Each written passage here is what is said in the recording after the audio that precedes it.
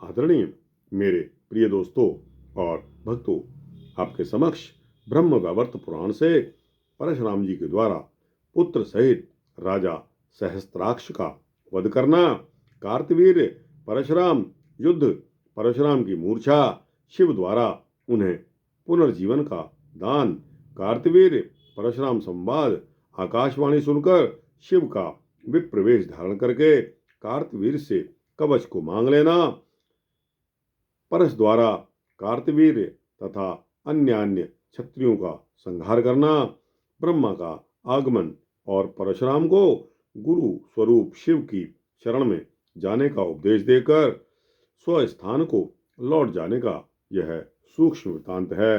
दोस्तों, वृत्तांत तो बड़ा है, लेकिन फिर भी आपके समक्ष अति सूक्ष्म करते हुए मैं आपको इसको सुना रहा हूँ।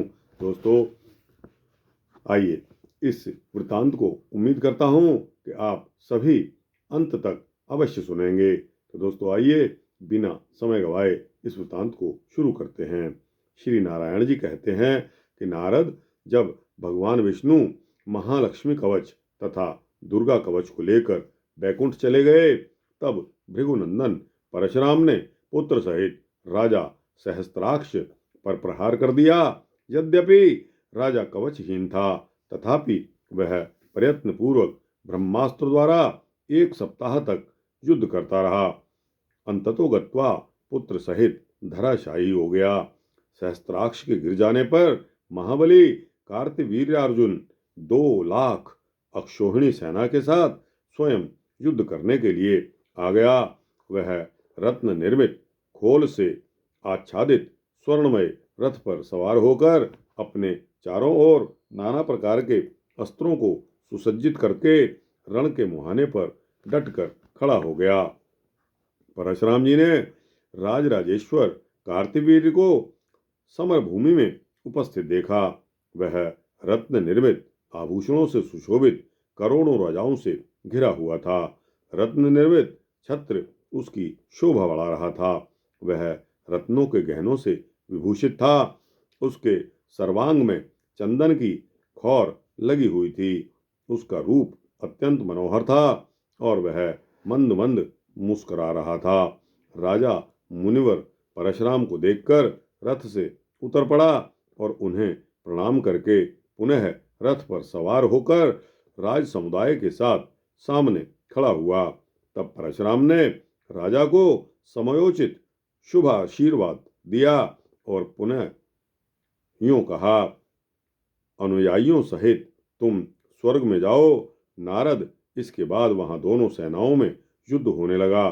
तब परशुराम के शिष्य तथा उनके महाबली भाई कार्तवीर्य से पीड़ित होकर भाग खड़े हुए। उस समय उनके सारे अंग घायल हो गए थे। राजा के बाण समूह से आच्छादित होने के कारण शस्त्रधारियों में श्रेष्ठ परशुराम को अपनी तथा राजा की सेना ही नहीं दिख रही थी। फिर तो परस्पर घोर दिव्यास्त्रों का प्रयोग होने लगा। अंत में राजा ने दत्तात्रेय के दिए हुए अमोघ शूल को यथाविधि मंत्रों का पाठ करके परशुराम पर छोड़ दिया। उस सैकड़ों सूर्यों के समान प्रभावशाली एवं प्रलयाग्नि की शिखा के सदृश शूल के लगते ही परशुराम जी धराशायी हो गए। तदनंतर भगवान शिव ने वहां आकर परशुराम जी को पुनर्जीवन दान दिया। इसी समय वहां युद्ध स्थल में भक्त वत्सल कृपालु भगवान दत्तात्रेय शिष्य की रक्षा करने के लिए आ पहुंचे। फिर परशुराम ने क्रुद्ध होकर पाशुपतास्त्र हाथ में लिया, परंतु दत्तात्रेय की दृष्टि पड़ने से वे रणभूमि में स्तंभित हो गए। तब रण के मुहाने पर स्तंभित हुए परशुराम ने देखा कि जिनके शरीर की कांति नूतन जलधर के सदृश है, जो हाथ में वंशी बजा रहे हैं, सैकड़ों गोप जिनके साथ हैं, जो मुस्कुराते हुए प्रज्वलित सुदर्शन चक्र को निरंतर घुमा रहे हैं और अनेकों पार्षदों से घिरे हुए हैं, एवं ब्रह्मा विष्णु और माहेश्वर जिनका स्तवन कर रहे हैं, वे गोप वेशधारी श्री कृष्ण युद्ध क्षेत्र में राजा की रक्षा कर रहे हैं।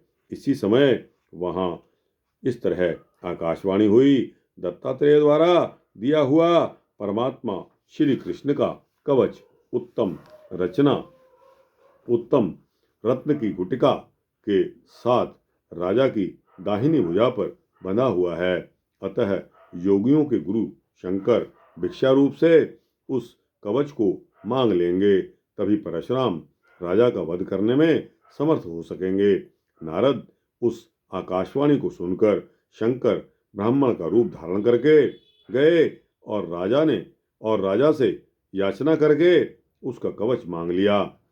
फिर शंभु ने श्री कृष्ण का यह कवच परशुराम को दे दिया।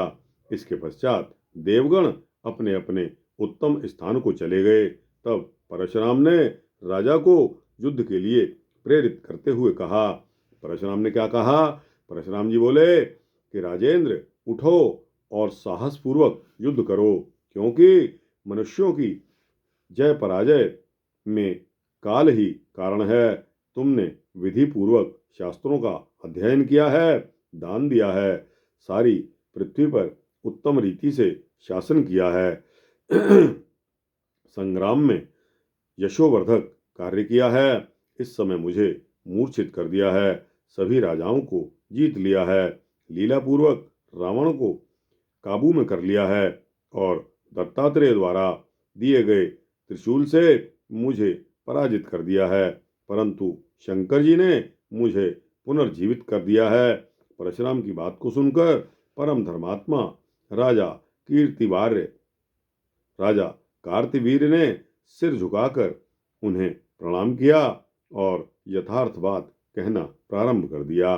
राजा ने कहा, प्रभु, मैंने क्या अध्ययन किया, क्या दान दिया या पृथ्वी का क्या उत्तम शासन किया? भूतल पर मेरे समान कितने भूपाल इस लोक से चले गए। मेरी बुद्धि, तेज, पराक्रम, विविध प्रकार की युद्ध निपुणता, लक्ष्मी, ऐश्वर्य, ज्ञान, दान शक्ति, लौकिक गुण, आचार विनय, विद्या, प्रतिष्ठा, परम तप, ये सभी मनोरमा के साथ ही नष्ट हो गए। समय आने पर इंद्र मानव हो जाएंगे, समय आने पर ब्रह्मा भी मरेंगे, समय आने पर प्रकृति श्री कृष्ण के शरीर से तिरोहित हो जाएगी और समय आने पर सभी देवता मर जाएंगे और समय आने पर त्रिलोकी में स्थित समस्त चर अचर प्राणी नष्ट हो जाते हैं। काल का अतिक्रमण करना दुष्कर है। परात्पर श्री कृष्ण उस काल के काल हैं और स्वेच्छानुसार सृष्टि रचयिता के सृष्टा, संहारकर्ता के संहारक और पालन करने वाले के पालक हैं, जो महान स्थूल से स्थूलतम, सूक्ष्म से सूक्ष्मतम, कृष, परमाणु परक, काल, काल भेदक काल हैं। सारे विश्व जिनके रोए हैं, वह महाविराट पुरुष तेज में परमात्मा श्री कृष्ण के 16वें अंश के बराबर है, जिससे शुद्र विराट उत्पन्न हुआ है, जो सबका उत्कृष्ट कारण है, जो स्वयं सृष्टा है और ब्रह्मा जिसके नाभि कमल से उत्पन्न हुए हैं। उस समय ब्रह्मा यत्न पूर्वक लाखों वर्षों तक भ्रमण करने पर भी जब नाभि कमल के दंड का अंत ना पा सके, तब अपने स्थान पर स्थित हो गए। वहां उन्होंने वायु का आहार करके 1 लाख वर्ष तक तप किया। तदनंतर उन्हें गोलोक तथा पार्षद सहित श्री कृष्ण के दर्शन हुए। उस समय श्री कृष्ण गोप और गोपियों से घिरे हुए थे। उनके 2 भुजाएं थी, हाथ में मुरली लिए हुए थे, रत्न सिंहासन में पर आसीन थे और राधा को वक्षः स्थल से लगाए हुए थे। उन्हें देखकर ब्रह्मा ने बारंबार प्रणाम किया और ईश्वर इच्छा जानकर उनकी आज्ञा लेकर सृष्टि की रचना करने में मन लगा लिया। शिव जो सृष्टि के संहारक हैं, वे सृष्टिकर्ता के ललाट से उत्पन्न हुए हैं। श्वेत दीप निवासी शुद्र विराट विष्णु पालन करता है। सृष्टि के कारणभूत ब्रह्मा विष्णु महेश्वर सभी विश्वों में श्री कृष्ण की कला से उत्पन्न हुए हैं। प्रकृति को सबको प्रकृति जन्म देने वाली है और श्री कृष्ण प्रकृति से परे हैं।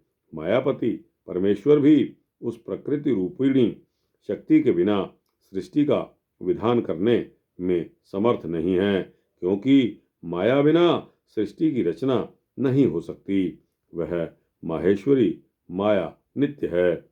वह सृष्टि संहार और पालनकर्ता श्री कृष्ण में छिपी रहती है और सृष्टि रचना के समय प्रकट हो जाती है। जैसे मिट्टी के बिना कुम्हार घड़ा नहीं बना सकता और स्वर्ण के बिना सुनार कुंडल का निर्माण करने में असमर्थ है, उसी तरह सृष्टा माया के बिना सृष्टि रचना नहीं कर सकते। वह शक्ति ईश्वर को इच्छा से सृष्टि काल में राधा, पद्मा, सावित्री, दुर्गा देवी और सरस्वती के नाम से 5 प्रकार की हो जाती हैं। परमात्मा श्री कृष्ण की जो प्राणाधिष्ठात्री देवी हैं, वह प्राणों से बढ़कर प्रियतमा राधा कहीं जाती हैं। जो संपूर्ण मंगलों को संपन्न करने वाली परमानंद रूपा तथा ऐश्वर्य की अधिष्ठात्री देवी हैं, वे पद्मा नाम से पुकारी जाती हैं। जो वेद शास्त्र और योग की जननी परम दुर्लभ और परमेश्वर की विद्या की अधिष्ठात्री देवी हैं, उनका नाम है सावित्री। जो सर्वशक्ति स्वरूपिणी सर्व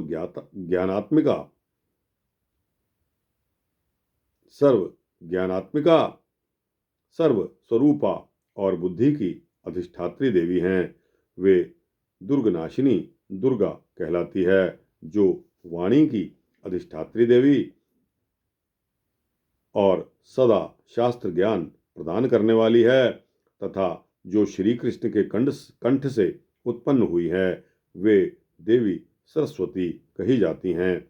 आदि में स्वयं मूल प्रकृति परमेश्वरी देवी 5 प्रकार की थीं, परंतु वे ही पीछे सृष्टि क्रम से बहुत सी कलाओं वाली हो गई। सृष्टि काल में माया द्वारा स्त्रियां प्रकृति के और पुरुषगण पुरुष के अंश से उत्पन्न हुए, क्योंकि माया शक्ति बिना सृष्टि नहीं हो सकती। ब्रह्मन प्रत्येक विश्व में सृष्टि सदा ब्रह्मा से ही प्रकट होती है। विष्णु उसके पालक और निरंतर मंगल प्रदान करने वाले और शिव उसके संहारक हैं। परशुराम यह ज्ञान दत्तात्रेय जी का दिया हुआ है। उन्होंने पुष्कर तीर्थ में माघी पूर्णिमा के दिन दीक्षा के अवसर पर मुनिवरों के सन्निकट मुझे दिया था। इतना कहकर कार्तिवीर्य ने मुस्कुराते हुए परशुराम को नमस्कार किया और शीघ्र ही बाण सहित धनुष हाथ में लेकर वह रथ पर जा बैठा। तत्पश्चात परशुराम ने श्री हरि का स्मरण करते हुए ब्रह्मास्त्र द्वारा राजा की सेना का सफाया कर डाला। फिर लीलापूर्वक पाशुपतास्त्र का प्रयोग करके राजा की जीवन लीला समाप्त कर दी। इसी प्रकार परशुराम ने शिव जी का स्मरण करते हुए खेल खेल में क्रमशः 21 बार पृथ्वी को राजाओं से शून्य कर दिया। परशुराम ने अपनी प्रतिज्ञा की रक्षा के लिए क्षत्रियों के गर्भ में स्थित तथा माता की गोद में खेलने वाले शिशुओं का, नौजवानों का तथा वृद्धों का संहार कर डाला। इस प्रकार कार्तवीर्य गोलोक में श्री कृष्ण के सन्निकट चला गया और परशुराम श्री हरि का स्मरण करते हुए अपने आश्रम को लौट गए। माहेश्वर ने 21 बार पृथ्वी को भूपालों से हीन देखकर और राम को फरसे द्वारा क्रीड़ा करते देखकर उनका नाम परशुराम रख दिया। नारद तब देवता, मुनि, देवियां, सिद्ध, गंधर्व, किन्नर ये सभी परशुराम के मस्तक पर पुष्पों की वृष्टि करने लगे। स्वर्ग में दुंदुभियां बजने लगी और हरिनाम संकीर्तन होने लगा। इस प्रकार परशुराम के उज्जवल यश से सारा जग जगत व्याप्त हो गया। फिर ब्रह्मा, भृगु, शुक्र, च्यवन, वाल्मीकि तथा परम प्रसन्न हुए जमदग्नि ब्रह्मलोक से वहां पधारे। उनके सारे अंग पुलकायमान थे और नेत्रों में आनंद के आंसू छलक आए थे। वे सभी हाथ में दूब और पुण्य लेकर मंगलाशासन कर रहे थे। तब परशुराम ने दंड की भांति भूमि पर लेटकर उन सभी को प्रणाम किया। तब क्रमशः तात यों कहते हुए पहले ब्रह्मा ने उन्हें अपनी गोद में बिठाया। फिर जगतगुरु स्वयं ब्रह्मा परशुराम से हितकारक नीति युक्त वेद का सार तत्व और परिणाम में सुखदायक वचन बोले। ब्रह्मा जी क्या बोले? ब्रह्मा जी बोले कि राम जो संपूर्ण संपत्तियों को देने वाला परम उत्कृष्ट सर्वसम्मत और सत्य है, जो काण्व शाखोक्त वचन कहता हूँ सुनो, जो सभी पूजनियों में इष्ट पूज्यतम और प्रधान है, वह जन्म देने के कारण जनक और पालन करने के कारण पिता कहा जाता है। किंतु मुने जो अन्नदाता पिता है, वह जन्मदाता पिता से बड़ा है, क्योंकि पिता से उत्पन्न हुआ शरीर अन्न के बिना नित्य क्षीण होता जाता है। माता उन दोनों से 100 गुनी पूज्या, मान्या और वंदनीय है, क्योंकि गर्भ में धारण करने और पालन पोषण करने से वह उन दोनों से बड़ी है। श्रुति में ऐसा सुना गया है कि अपना अभीष्ट देव उन सब से 100 गुना बढ़कर पूज्य है, और ज्ञान विद्या तथा मंत्र देने वाला गुरु अभीष्ट देव से भी बढ़कर है। गुरुपुत्र गुरु की भांति ही मान्य है, किंतु गुरु पत्नी उससे भी अधिक पूज्य है। देवता के रुष्ट होने पर गुरु रक्षा कर लेते हैं, परंतु गुरु के क्रुद्ध होने पर कोई भी रक्षा नहीं कर सकता। इसीलिए गुरु ही ब्रह्मा, गुरु ही विष्णु, गुरु ही महेश्वर देव, गुरु ही पारब्रह्म और ब्राह्मणों से भी बढ़कर प्रिय हैं। गुरु ही ज्ञान देते हैं और वह ज्ञान हरि भक्ति उत्पन्न करता है। इस प्रकार जो हरि भक्ति प्रदान करने वाला है, उससे बढ़कर बंधु दूसरा कौन हो सकता है। अज्ञान रूपी अंधकार से आच्छादित हुए मनुष्य को जहां से ज्ञान रूपी दीपक प्राप्त होता है, जिसे पाकर सब कुछ निर्मल दिखने लगता है, उससे बढ़कर बंधु दूसरा कौन है। गुरु के दिए हुए मंत्र का जाप करने से ज्ञान की प्राप्ति होती है और उस ज्ञान से सर्वज्ञता तथा सिद्धि प्राप्त होती है। अतः गुरु से बढ़कर बंधु दूसरा कौन सा है। गुरु द्वारा दी गई जिस विद्या के बल से मनुष्य सर्वत्र सुखपूर्वक विजयी होता है और जगत में पूज्य भी हो जाता है, वह गुरु से बढ़कर बंधु दूसरा कौन है। वे, हे पुत्र, श्री कृष्ण तुम्हारे अभीष्ट देव हैं और स्वयं शंकर गुरु हैं। अतः तुम अभीष्ट देव से भी बढ़कर पूजनीय गुरु की शरण ग्रहण करो, जिनके आश्रय से तुमने 21 बार पृथ्वी को भूपालों से रहित कर दिया है और श्री हरि की भक्ति को प्राप्त किया है। उन शिव की शरण में जाओ, जो मंगल स्वरूप कल्याण की मूर्ति, कल्याणदाता, कल्याण के कारण पार्वती के आराध्य और शांत रूप हैं। अपने गुरुदेव उन शिव की चरण में जाओ। तुम्हारे इष्ट देव जो गोलोकनाथ भगवान श्री कृष्ण हैं, वे ही अपने अंश से शिव का रूप धारण करके तुम्हारे गुरु हुए हैं। अतः उन्हीं की शरण ग्रहण करो। बेटा, समस्त प्राणियों में श्री कृष्ण आत्मा है, शिव ज्ञान है, मैं मन हूँ और विष्णु की सारी शक्तियों से संपन्न प्रकृति प्राण है, जो ज्ञानदाता, ज्ञान स्वरूप, ज्ञान के कारण सनातन मृत्यु को जीतने वाले तथा काल के भी काल हैं। उन गुरु की शरण में जाओ, जो ब्रह्म ज्योति स्वरूप भक्तों के लिए मूर्तिमान अनुग्रह सर्वज्ञ, ऐश्वर्यशाली और सनातन हैं। उन गुरुदेव की शरण का आश्रय लो। प्रकृति स्वरूपिणी पार्वती ने लाखों वर्षों तक तपस्या करके जिन परमेश्वर को अपने मनोनीत प्रियतम पति के रूप में प्राप्त किया है, उन गुरुदेव की शरण ग्रहण करो। नारद इतना कहकर कमल जन्मा ब्रह्मा मुनियों के साथ चले गए। तब परशुराम ने भी कैलाश जाने का विचार किया। तो दोस्तों, यह वृत्तांत यहाँ समाप्त होता है, जो कि ब्रह्म वैवर्त पुराण के अध्याय 40 से लिया गया था। दोस्तों, यह सूक्ष्म वृत्तांत आपको कैसा लगा? अच्छा लगा हो तो इसको लाइक और शेयर करते हुए अपने दोस्तों, भक्तों, मित्रों, जिज्ञासुओं तक पहुंचाना। अपनी राय कमेंट सेक्शन में अवश्य देना। इस चैनल को सब्सक्राइब कर देंगे तो इसी तरह के सूक्ष्म भक्ति वृत्तांत आपको सबसे पहले मिलेंगे। तो दोस्तों, आइए उस परमपिता परमात्मा श्री कृष्ण की जय।